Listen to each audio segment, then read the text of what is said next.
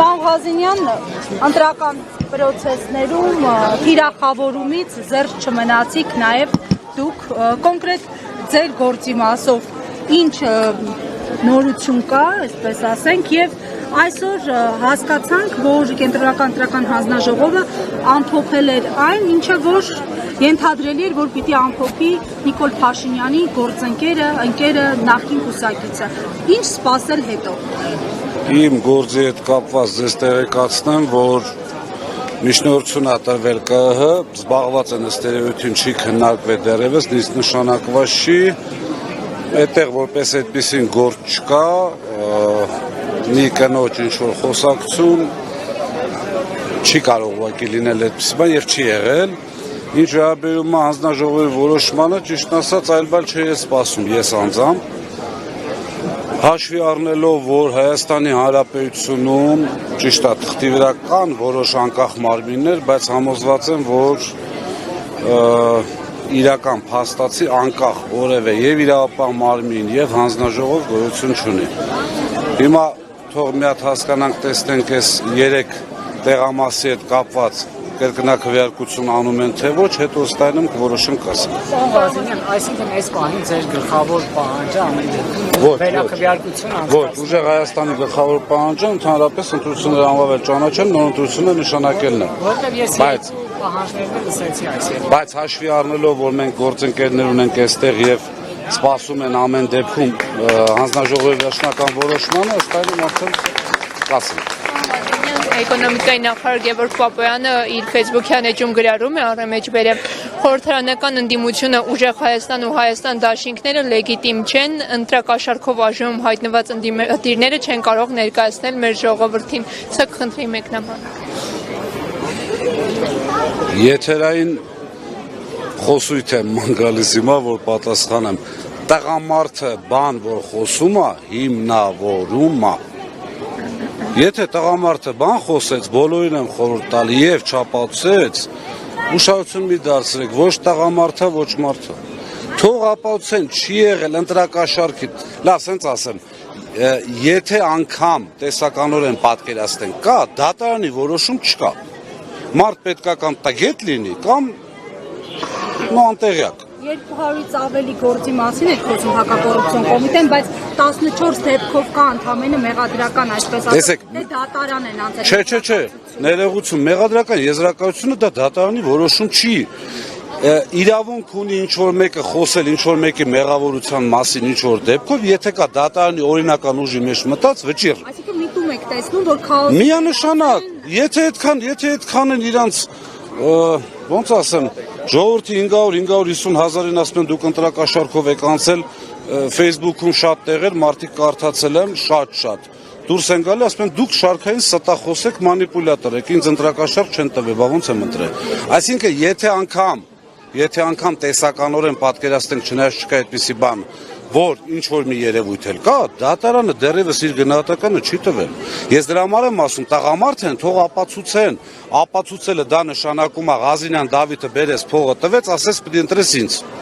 Հիմա եթե ունեն ապացույց, թող ապացուցեն, եթե չունեն, թող 2021 թվականի ընտրության ժամանակ, ինչպես որ այս ընտրության ժամանակ, այնպես 21 թվականի ընտրություններին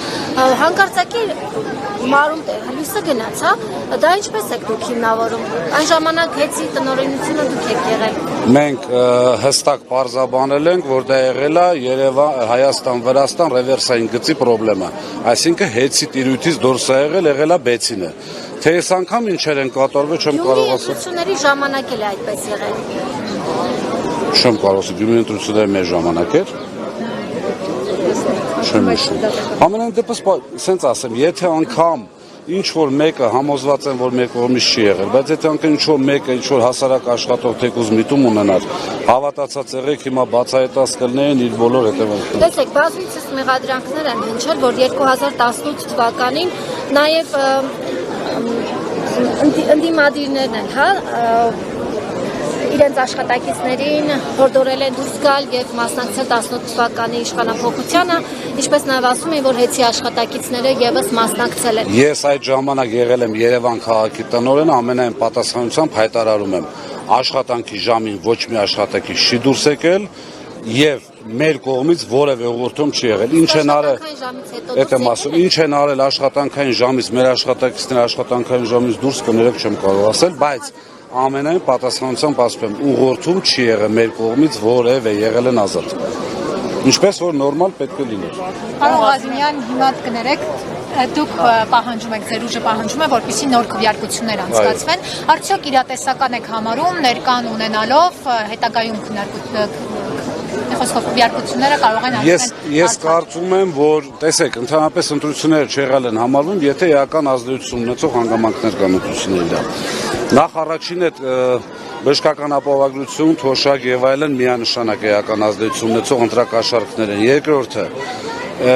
կիրառած վարչական ռեսուրսը եւս։ Ես ուղղակի համոզված եմ, որ իրենք երկրորդ անգամ չեն կարողանալ նույն վարչական ռեսուրսը կիրառեն եւ իմ կարծիքով շատ արագ սպառվում են արդեն միջոցները բժշկական ապահովագրության, այսինքն չեն կարողանում ձգել։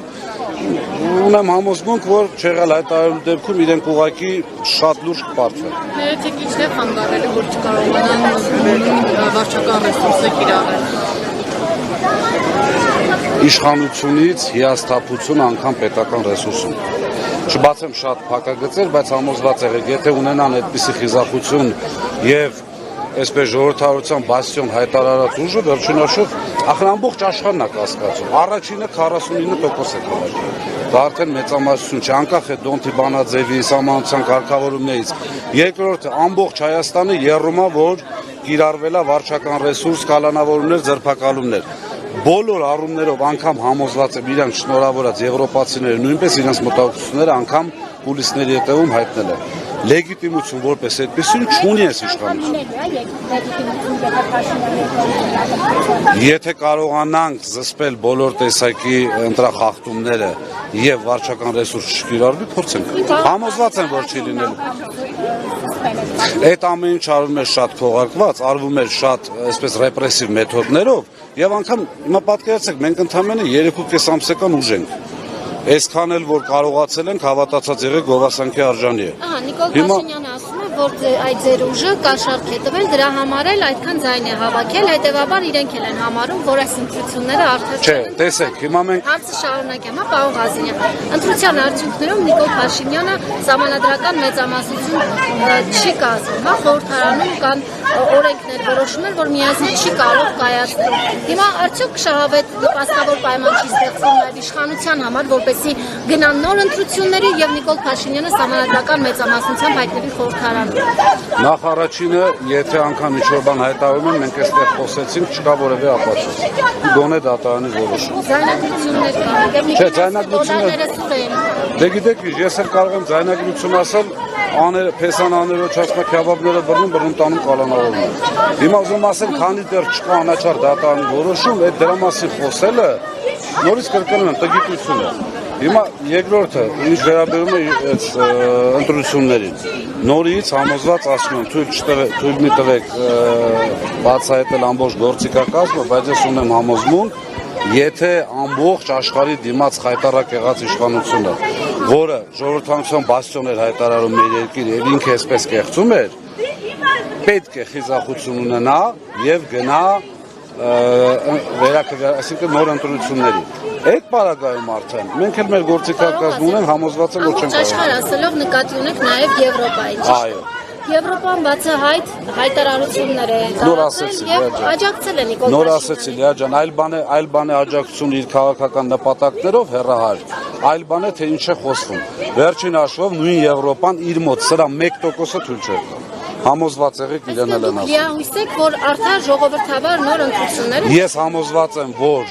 Նիկոլ Փաշինյանը իր փոքրիկ խմբակով չունի լեգիտիմ իշխանություն, ես համոզված եմ, որ ժողովուրդը առաջին հերթին եւ այն քաղաքական ուժերը, ովքեր որ առաջնորդում են ժողովրդին, շատ կարճաժամկետում հաղթելու են։ Այսինքն այս պարագայում այսպես ինչ ենք ասում ենք նոր ընտրություն, որտեղ ոչ ոք չի հաղթել։ Հաղթել են որոշակի արտաքին խաղացողներ, բայց հայ ժողովուրդը պարտվել է։ Երկրորդ անգամ չէ խանգարում, որ արտաքին խաղացողներ։ Կա խանգարող բաներ, կասեք։ Հավատացած եմ։ Իսկ ամեն դեպքում, եթե հնարավոր չեղավ կենտրոնական ընտրական Հիմա լրիվ ասեմ չեն ասում, չեղավ։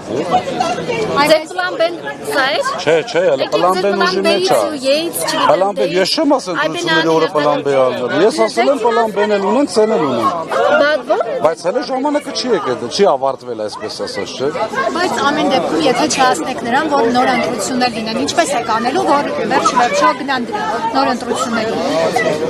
Սիրելի լրագրողներ, կան որոշակի բաներ, որոնք այսպես չի ասում։ Թույլ տվեք, քննարկումները կանենք, տեսնենք ամեն վայրկյան բանափոխվում, ամեն վայրկյան։ Հասկանանք, տեսնենք ինչ են անում, կլինեն հայտարարություններ անպատասխան, բայց ինչպես հայտարարել ենք, մենք ամեն մի ձայնին տեր ենք կանգնելու եւ համոզված ենք, որ իշխանությունը լեգիտիմ չի։